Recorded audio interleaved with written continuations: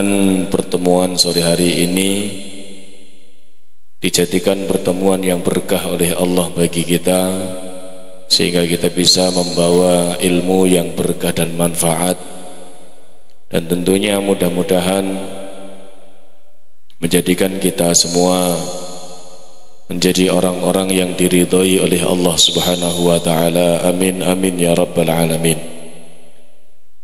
Salawat dan salam semoga tetap tercurah atas junjungan kita baginda Nabi Muhammad sallallahu alaihi wa alihi wasallam,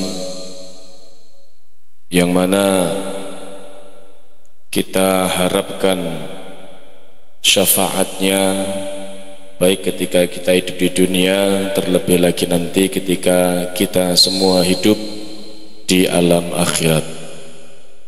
Hadirin yang dimuliakan oleh Allah Subhanahu wa taala, sesuai dengan tema pada kesempatan sore hari ini, kita semua akan bersama-sama belajar tentang kewajiban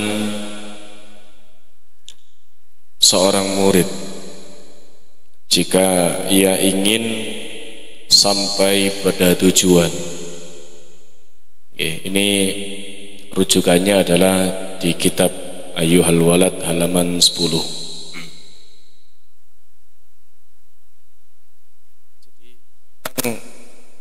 Jadi memang ilmu itu ada yang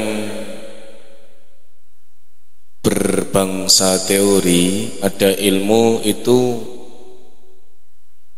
yang berbangsa apa ya, mungkin rasa, zauk. Ilmu ada dua, ilmu zahir dan ilmu batin.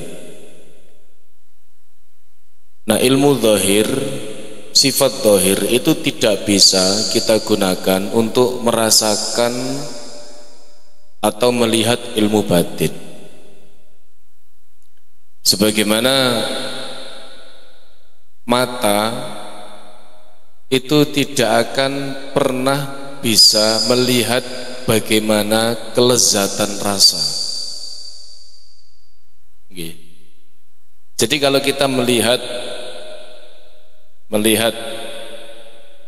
rawon misalnya atau sate, itu yang bisa merasakan lezatnya makanan ya lidah kita, bukan mata kita. Dan kita tidak akan pernah tahu rasanya sate kalau kita tidak pernah merasakan makanan itu.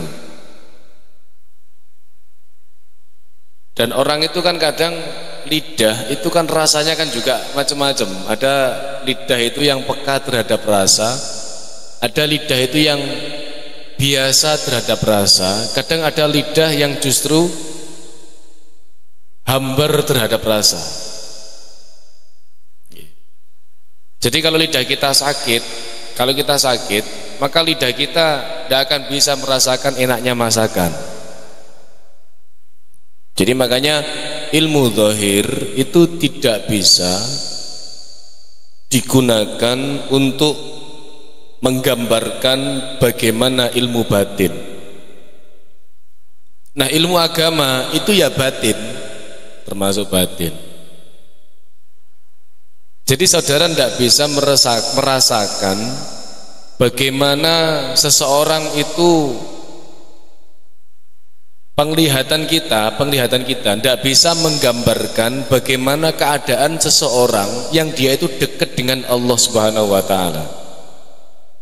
Kalau kita tidak mendekat sendiri kepada Allah gitu. Bagaimanapun mata kita melihat, lisan kita menjelaskan, itu tetap akan tidak bisa menerangkan bagaimana keadaan seseorang, kehidupan seseorang yang dekat dengan Allah.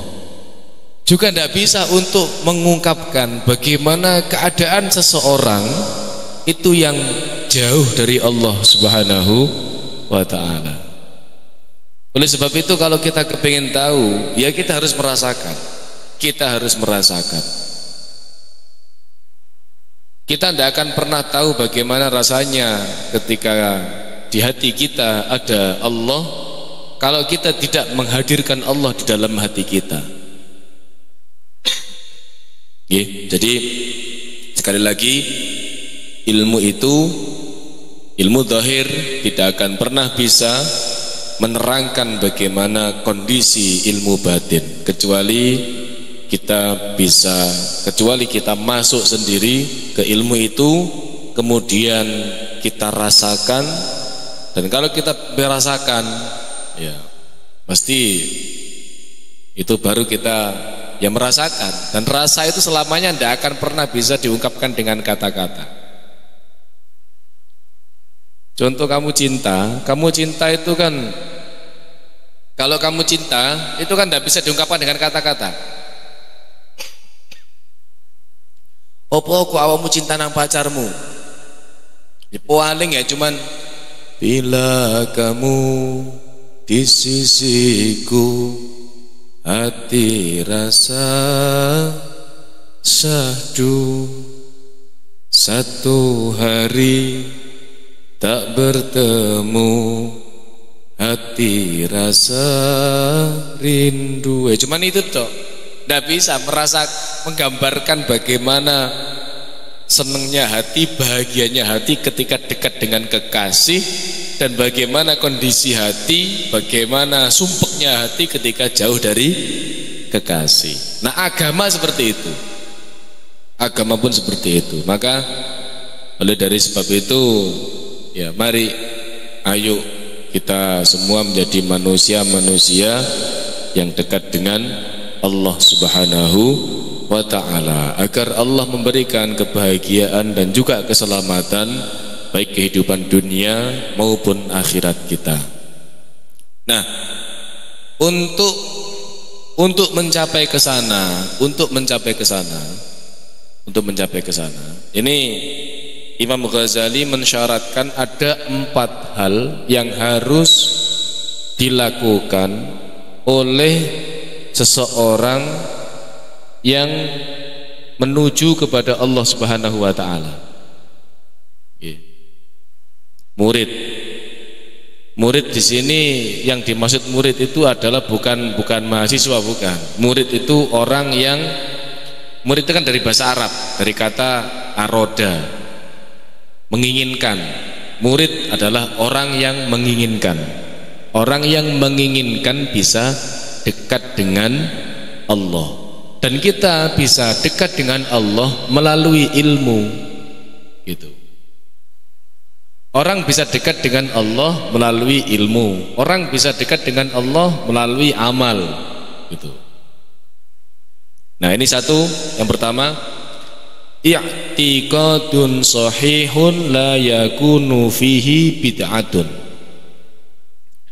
Orang kalau ingin sampai kepada Allah, maka ia harus memiliki i'tiqad yang benar. I'tiqad yang benar.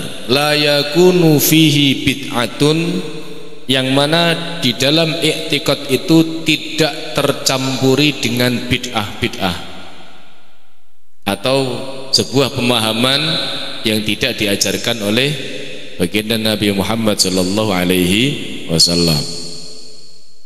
I'tiqad itu apa? Sesuatu yang kita yakini berkaitan dengan Allah dan sifat-sifatnya. Berkaitan dengan Allah dan sifat-sifatnya. Sebagaimana kita ketahui bahwa pemikiran kalam itu kan terpecah menjadi 73 golongan. Yang 72 batal semua, masuk neraka semua, kecuali satu, ahlus sunnah wal jamaah. Ya, ini kalau saya sampaikan sekarang kalau saya sampaikan sekarang ya kayak kuliah maneh kalian ya, kayak kuliah lagi. Contoh begini. I'tiqadun sahihun la yakunu fihi bid'atun. I'tiqad yang benar yang tidak tercampuri oleh bid'ah. Sering saya sampaikan di kelas itu,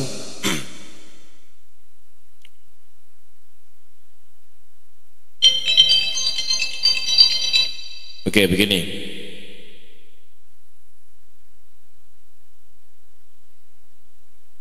Di antara iktikad yang benar, ya, di antara iktikad yang benar itu Allah itu ada wilayah-wilayahnya. Manusia itu juga ada wilayah-wilayahnya. Ada ranah yang menjadi urusan Allah, ada ranah yang menjadi urusan kita sebagai manusia. Kita sebagai manusia itu tugas kita itu hanya berikhtiar. Adapun Allah itu adalah zat yang menentukan.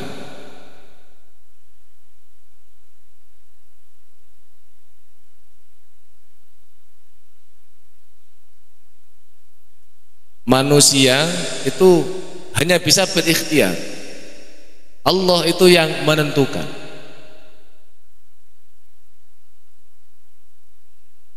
Nah, ini terus kalau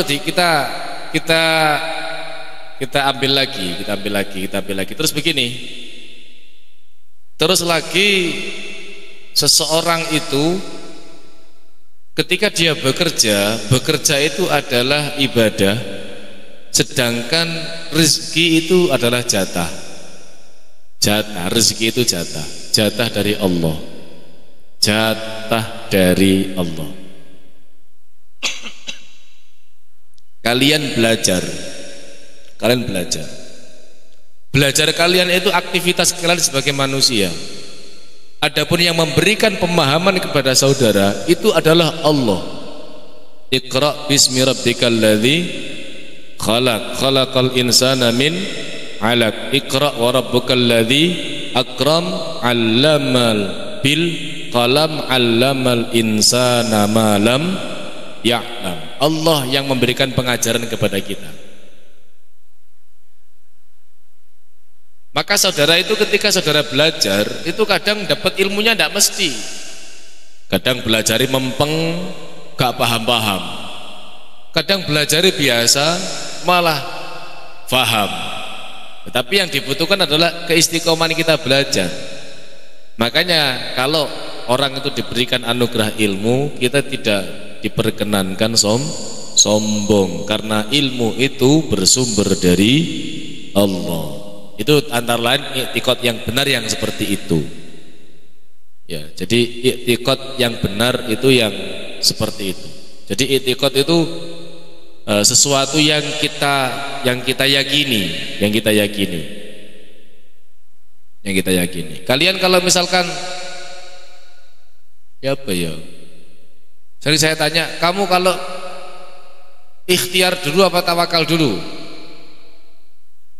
Halo yang perempuan, ikhtiar dulu apa tawakal dulu? Ikhtiar, baru tawakal. Yang laki-laki ikhtiar dulu apa tawakal dulu? Hah? Ikhtiar. Ikhtiar dulu apa tawakal dulu? Ikhtiar. Setelah ikhtiar baru tawakal. Padahal tidak. Tawakal dulu baru ikhtiar.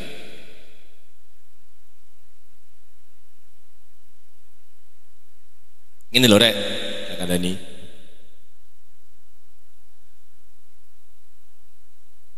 Tawakal dulu baru ikhtiar. Begini, usaha kita itu bisa merubah hasil apa enggak? Usaha bisa berubah hasil apa enggak? Enggak bisa. Usahamu apa menentukan hasilmu? Bingung loh? Ya bingung. Wes gini, satu ayat saja. Innallaha la yughayyiru ma biqaumin hatta yughayyiru ma bi anfusihim. Allah tidak akan merubah keadaan suatu kaum sehingga kaum itu merubah dirinya sendiri. Pertanyaan saya, yang merubah keadaan kita itu siapa? Yang merubah keadaan kita siapa? Perempuan. Yang merubah keadaanmu siapa? Innallaha la yughayyiru ma biqaumin hatta yughayyiru ma bi anfusihim. Allah tidak akan merubah keadaan satu kaum sampai kaum itu merubah dirinya sendiri. Pertanyaan saya, yang merubah keadaan kalian itu siapa? Perempuan? Diri sendiri. Laki-laki yang merubah keadaan kalian siapa? Hah? Allah. Yang merubah diri kalian siapa? Yang merubah keadaan kalian siapa? Allah. Kalimat tadi loh, Mbak.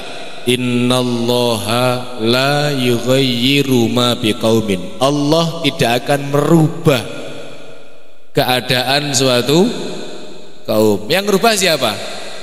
Allah. Yang merubah keadaan kita siapa? Allah. Hatta yughayyiru ma bi anfusihim, sehingga kalian merubah diri kalian.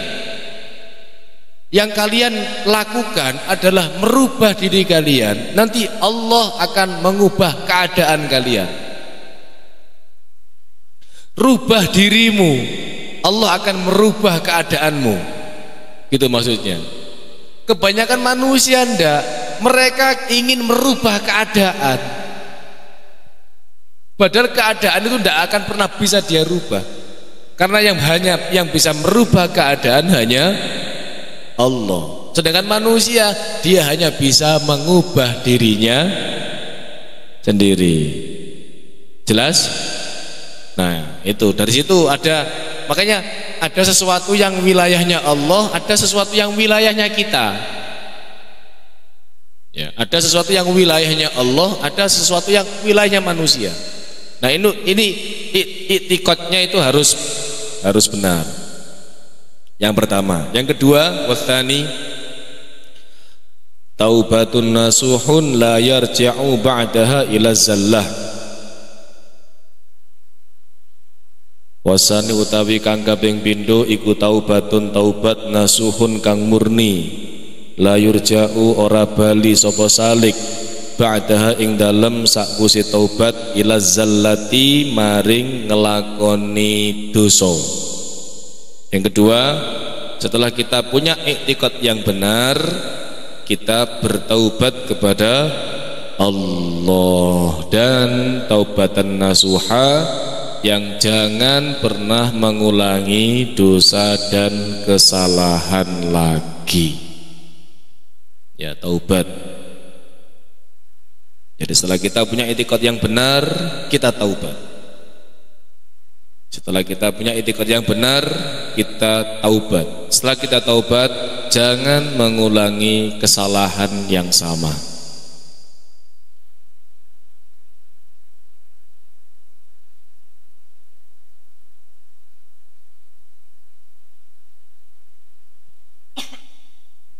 Karena begini,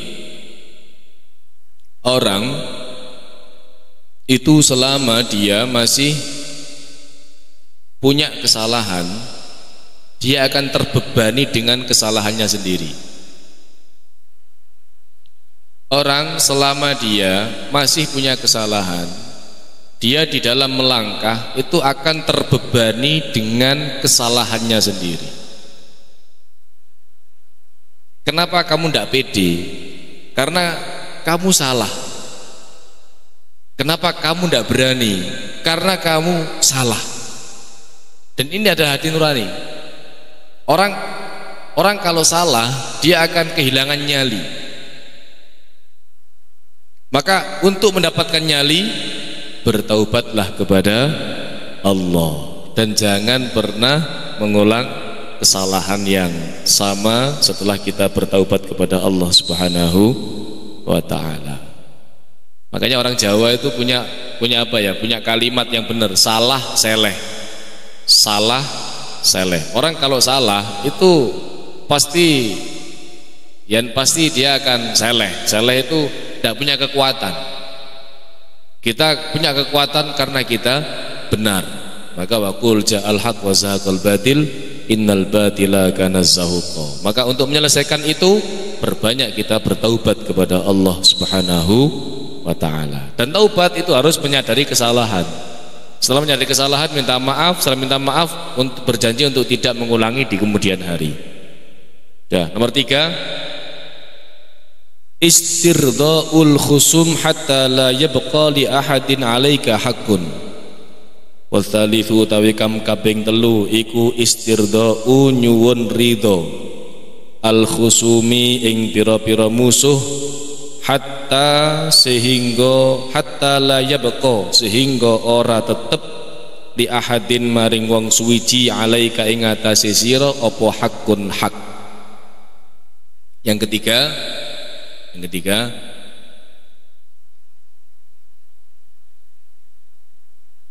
carilah keridhaan terhadap musuhmu sehingga tidak ada satu orang pun yang haknya itu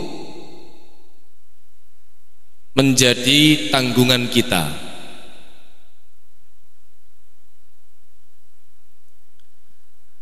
Mencari ridho musuhmu, berdamailah dengan musuhmu sampai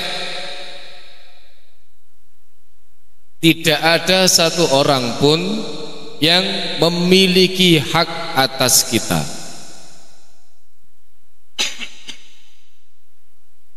Oke, ini perlu dijabarkan. Jangan punya musuh. Jangan punya musuh. Walaupun hanya satu. Teman itu 1000 itu sedikit. Terus kamu punya teman 1000 itu masih sedikit. Kamu harus bisa nambah lagi temanmu. Musuh 1 itu sudah terlalu banyak. Maka jangan tambah lagi musuhmu. Saya ulang. Kamu punya teman 1000 itu masih terlalu sedikit dan kamu harus terus nambah lagi temanmu. Tapi musuhmu cuma 1 itu sudah terlalu banyak dan jangan lagi menambah musuhmu. Maka di sini kita berdamai dengan musuh, orang yang memusuhi kita. Berdamai dengan orang yang memusuhi kita. Jangan pernah punya musuh walaupun hanya satu orang. Jangan sampai kita itu ada orang yang tidak nyaman dengan keberadaan kita. Jangan sampai ada orang yang tidak nyaman dengan ucapan kita. Jangan sampai ada orang yang tidak nyaman dengan tindakan kita, karena itu akan memicu yang namanya permusuhan. Nah, kalau sudah terjadi kita dimusuhi, minta maaf. Istirdo, mencari keridhaan. Mencari keridhaan. Kalau ana ridhone mungsuh, ya.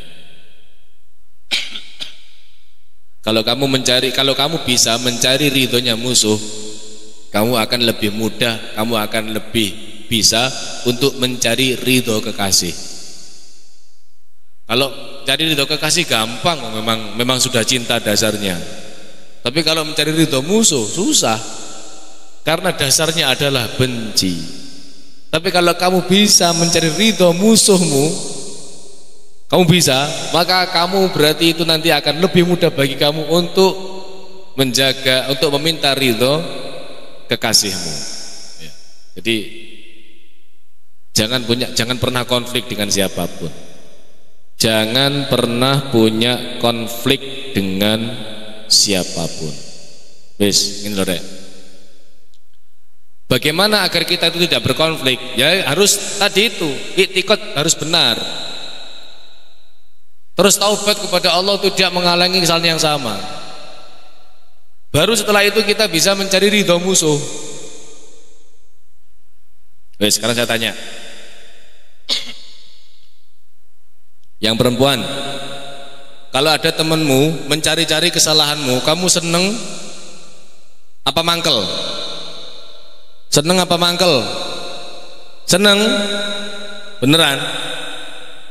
Kalau ada temenmu itu mencari-cari kesalahan kamu itu seneng apa mangkel? Seneng? Kok kamu digoleki salahe mbek kancamu?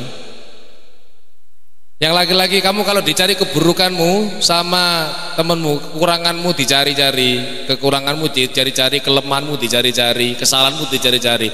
Kamu seneng apa mangkel? Laki-laki seneng apa mangkel? Biasa. Biasa. Lah apa sing ngurusi aku, ngurusi awake dhewe, kok ngurusi aku ae. Koyo awe bener-bener ae, golek salah wong. Kamu itu, kita itu, kalau dicari-cari kesalahan kita oleh orang lain, harusnya kita seneng, ndak mangkel. Kok bisa, Pak? Mencari kesalahan sendiri itu susah apa mudah? Susah. Susah toh? Susah. Lah, terus kamu mencari kekurangan diri, mencari kesalahan diri kamu susah. Terus kamu itu dibantu sama temenmu. Harusnya kita itu alhamdulillah. Karena temenmu sudah membantu kamu menyelesaikan pekerjaan yang sulit, yang bahkan kamu sendiri itu tidak bisa menemukan kesalahanmu, tapi dibantu sama temenmu. Harusnya kalau kita dicari-cari kesalahan oleh orang lain, harusnya kita seneng, harusnya kita alhamdulillah. Tapi karena yang menang ego, yang muncul ego, dikandani elek, muring-muring, ya, muring-muring. Istirdo al-husum, ya. Jadi berdamai dengan keadaan, berdamai dengan musuh. Jangan punya musuh walaupun hanya satu saja. Jangan pernah punya musuh. Minta maaf walaupun kamu tidak salah. Minta maaf walaupun kamu tidak salah. Jangan pernah marah. Jangan pernah marah. Ojo jadi manusia itu didik gak terima. Didik gak terima. Tidak boleh seperti itu. Tidak boleh seperti itu. Kalau kamu seperti itu, kamu akan punya banyak musuh dimanapun. Karena kamu temperamen. Yang keempat, warabi utawi kang kaping papat iku tahsilu ilmi syariah, ngasilake ilmu syariah qadrama apa qadrama kira-kirane perkara tu ada den gawe nekani bihi kelawan ma apa awamirullahi pira-pira perintahe Allah. Summa minal ulumi nuli saking pira-pira ilmu al ukhra kang meneh ma ing barang takunu kang ono apa takunu kang ono sapa sira bihi kelawan ma apa annajatu selamat ing dalem akhirat. Yang keempat, kamu wajib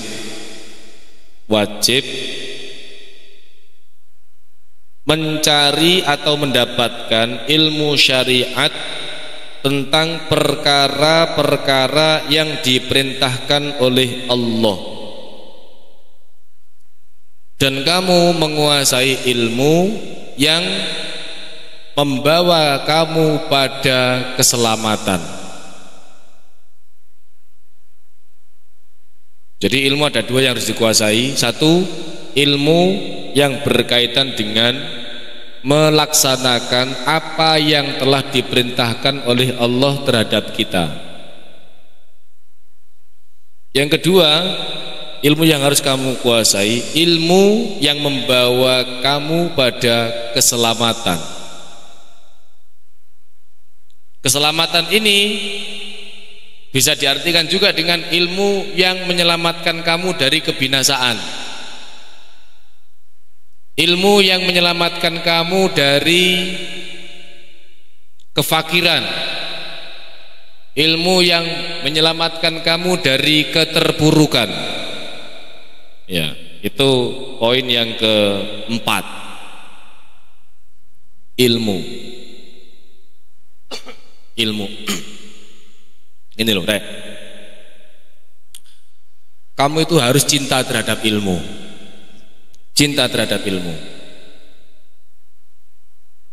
Karena kalau tidak ada ilmu, kita itu belum bisa dikatakan hidup. Hidup tanpa ilmu, itu kamu manusia hidup kok tanpa ilmu, itu dia tidak bisa memanfaatkan hidup. Karena memanfaatkan hidup itu membutuhkan ilmu. Sehingga kalau ada orang kok hidup tidak pakai ilmu, ya dia sebenarnya tidak hidup walaupun dia itu hidup. Ilmu itu begini. Ilmu itu adalah value manusia. Value kita ada di ilmu. Ini. Ya apa ya?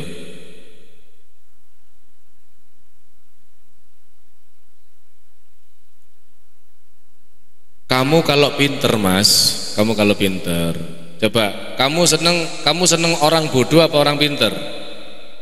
Pinter. Uang bangun omah, iku sing digoleki tukang sing pinter. Tukang sing pinter.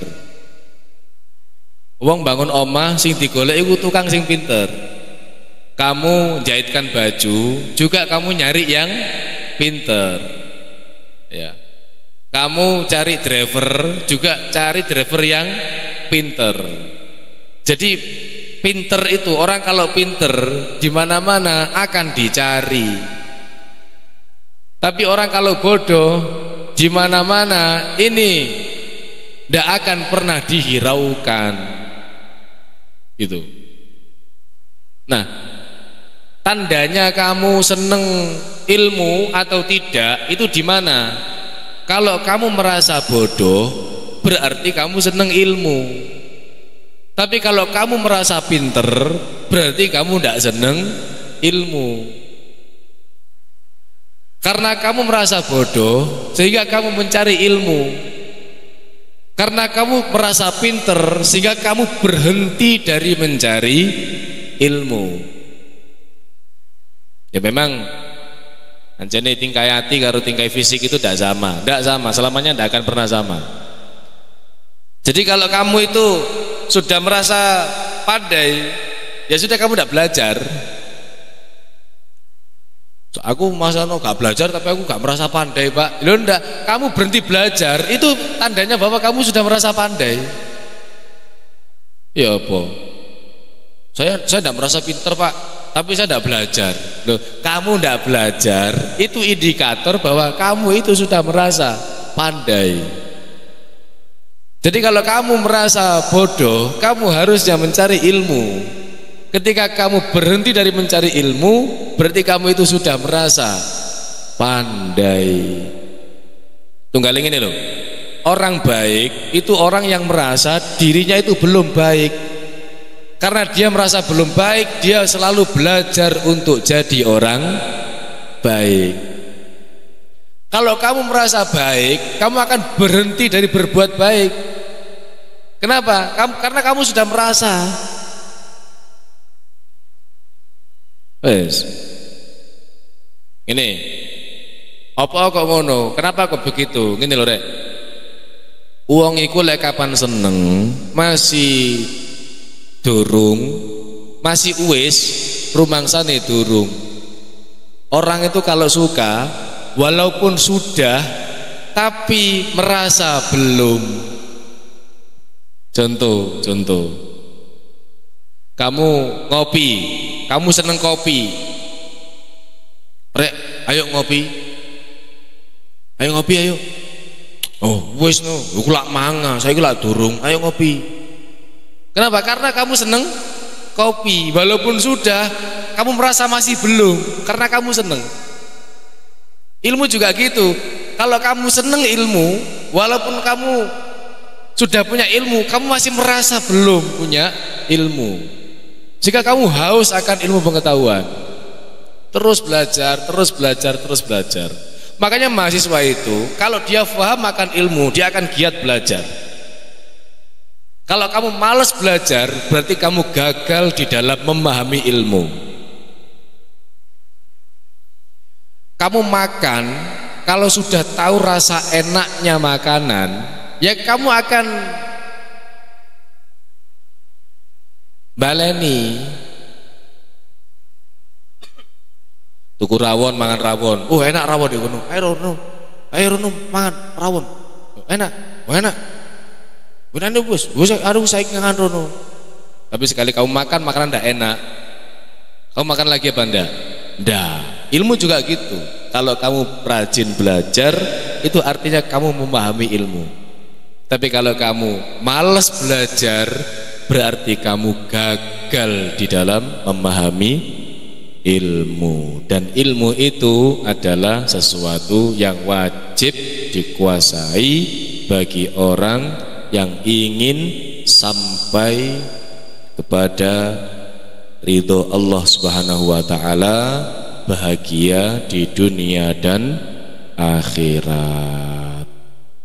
Jadi mungkin 4 poin itu yang bisa saya sampaikan sebagaimana yang ditulis oleh Imam Al-Ghazali di dalam kitab Ayyuhal Walad. Saya ulang lagi, pertama bagi orang yang ingin, bagi seorang salik yang ingin sampai hubungannya kepada Allah, satu, punya i'tiqad yang benar. Yang kedua, bertaubat dari melakukan kesalahan dan dosa. Yang ketiga, istirdo al-khusum, mencari ridho musuh-musuh sehingga tidak ada satupun orang yang mempunyai hak atas kita atau terganggu terhadap perilaku kita. Yang keempat, kita menguasai ilmu yang mana di situ ada kaitannya dengan segala hal yang diperintahkan oleh Allah terhadap kita dan ilmu-ilmu yang bisa membawa keselamatan kepada kita. Keselamatan itu yang dimaksud adalah keselamatan dari kehinaan, keselamatan dari ketertinggalan, keselamatan dari keterpurukan, keselamatan dari kefakiran, dan keselamatan dari hal-hal yang buruk baik di dunia maupun di akhirat. Saya kira itu saja yang bisa saya sampaikan. Semoga ada guna dan manfaatnya bagi kita semua. Nggih.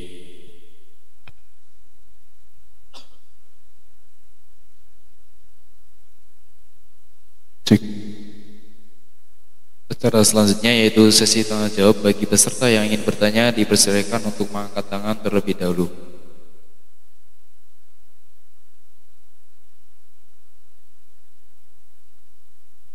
Monggo, apa ada yang ditanyakan?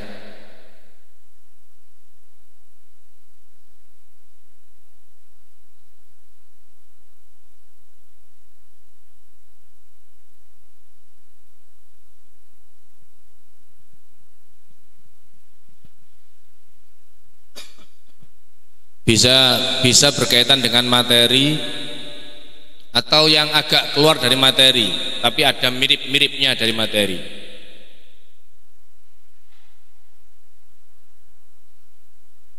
Contoh hidayah itu dijemput apa ditunggu? Hidayah itu dijemput apa ditunggu? Dijemput di rumah sakit. Itu contohnya. Hidayah dijemput apa ditunggu? Ditunggu. Kalau ditunggu di mana? Kalau dijemputnya di mana?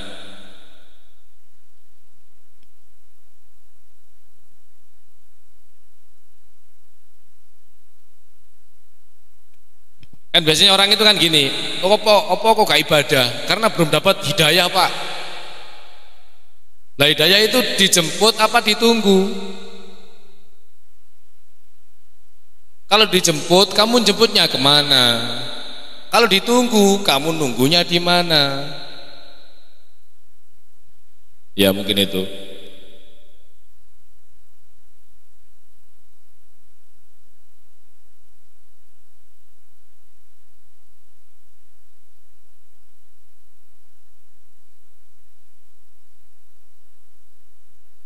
Saya ulangi lagi, mungkin ada teman-teman ada yang ditanyakan dari materinya yang telah disampaikan tadi.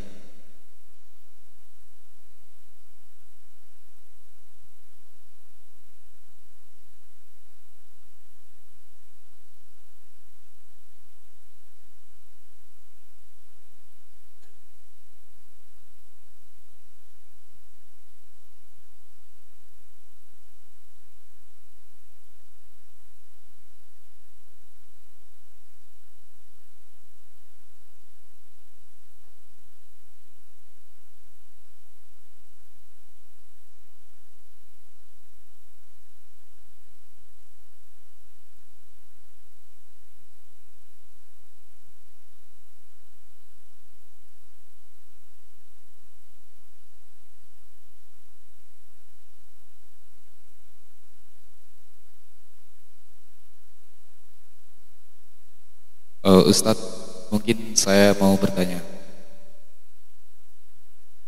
Ketika kita berkumpul dengan circle-circle yang di dalamnya itu susah untuk diajak sholat, Ustadz. Nah, kita itu setiap hari sudah mengingatkan, tetapi tanggapan mereka itu tetap cuek. Menurut jenengan, atas peristiwa seperti itu, saya itu harus seperti apa? Apakah selalu mengingatkan atau gimana? Terima kasih, Ustadz. Ya, terima kasih.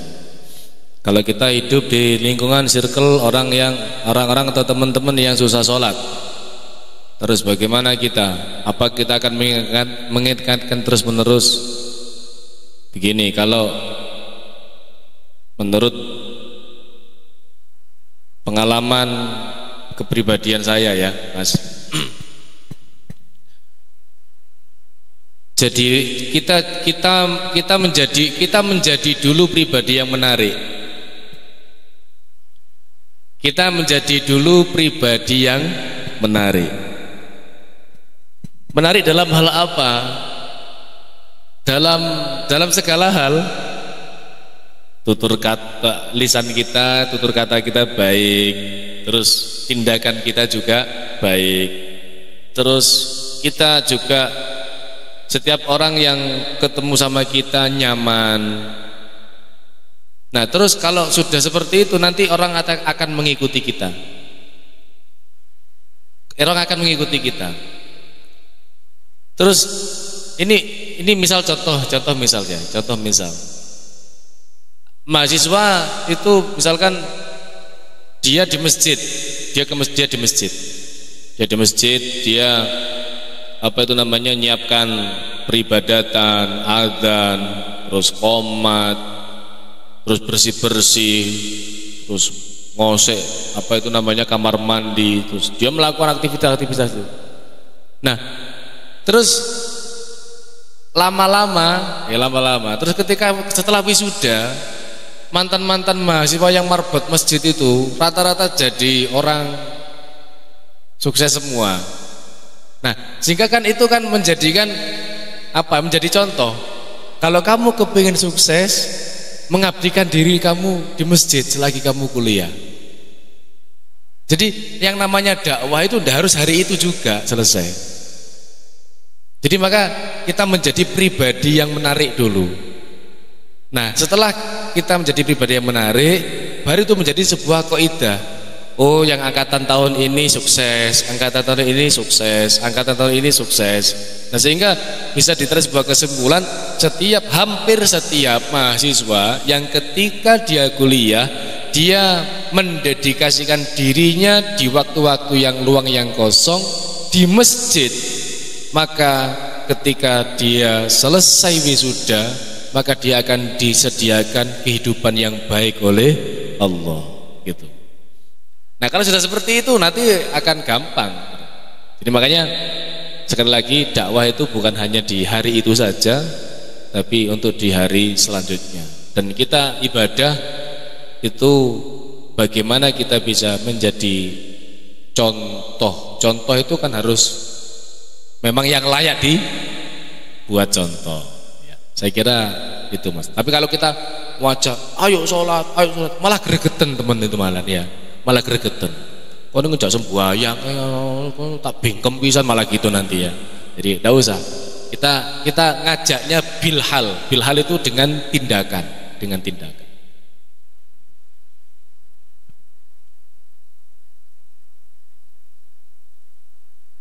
Terima kasih Ustadz. Baik, dikarenakan keterbatasan waktu, sesi tanya jawab saya tutup. Acara yang terakhir yaitu doa yang akan dipimpin oleh Ustadz Ahmad Bahaudin. Kepada Ustadz Ahmad Bahaudin, waktu dan tempat kami persilahkan.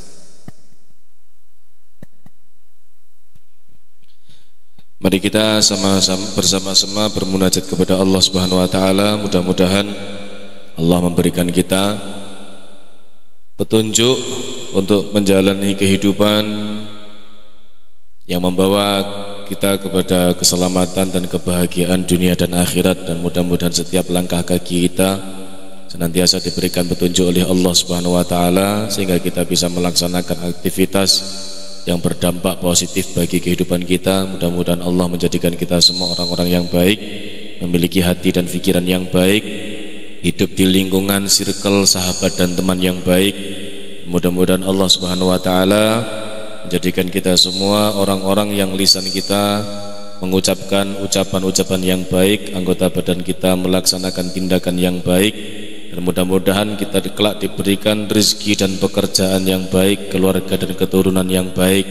Setiap kebaikan yang Allah berikan kepada kita mudah-mudahan bermuara pada ketika kita dimatikan oleh Allah, kita mati dalam keadaan yang paling baik, kita mati dalam keadaan husnul khatimah, dan mudah-mudahan kelak di akhirat kita dikembalikan oleh Allah kembali ke tempat yang paling baik, surga Allah Subhanahu wa taala, bersama manusia terbaik yang paling kita cintai dan kita rindukan, baginda Nabi Muhammad sallallahu alaihi wa alihi wasallam. Amin amin ya rabbal alamin. A'udzubillahi minasyaitonir rajim. Bismillahirrahmanirrahim. Alhamdulillahi rabbil alamin hamdan yuwafi ni'amahu kafi mazidah. Ya rabbana lakal hamdu kama yanbaghi li jalali wajhikal karimi wa 'azimi sultanik. Allahumma salli wa sallim ala sayyidina Muhammadin miftahi babi rahmatillah, salatan wa salaman daimaini bi dawami mulkillah. Allahumma la sahla illa ma ja'altahu sahla. Allahumma kama anamta 'alaina fazid wa kama zidta fabarik wa kama barakta fatima kama adamta fala tasruf. Allahumma ja'al jam'ana hadha jam'an marhuma wa tafarruqana min ba'di tafarruqan ma'zuma. Allahumma zidna wa la tanqusna. Allahumma zidna ilman nafi'a. Rabbana taqabbal minna innaka antas samiul alim. Tub alaina ya maulana innaka antat tawwabur rahim. Rabbana atina fid dunya hasanah wa fil akhirati hasanah wa qina adzabannar wa adkhilnal jannata ma'al abrar ya aziz ya ghaffar ya rabbal alamin. Sallallahu ala sayyidina Muhammadin nabiyil ummi wa ala alihi wa sahbihi wa sallam. Alhamdulillahi rabbil alamin. Ya, mohon maaf atas segala kekurangan dan saya akhiri. Assalamualaikum warahmatullahi wabarakatuh.